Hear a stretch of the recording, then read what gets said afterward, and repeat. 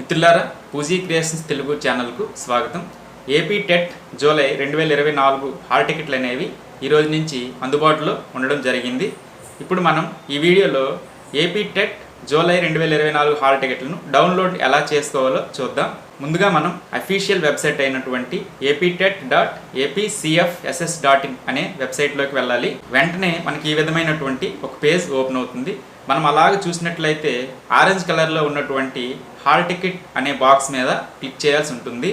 ఇక్కడ మనం క్లిక్ చేసిన వెంటనే మనకి ఈ విధమైనటువంటి పేజ్ ఓపెన్ అవుతుంది. ఇక్కడ candidate ID, date of birth, verification code enter చేయాల్సి ఉంటుంది.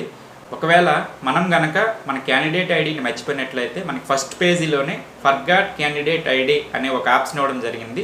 దాని మీద క్లిక్ చేసిన వెంటనే ఇక్కడ ఈ విధంగా ఓపెన్ అవుతుంది. ఇక్కడ మనం మొబైల్ నెంబర్ లేదా ఆధార్ నెంబరు ఇవ్వాల్సి ఉంటుంది.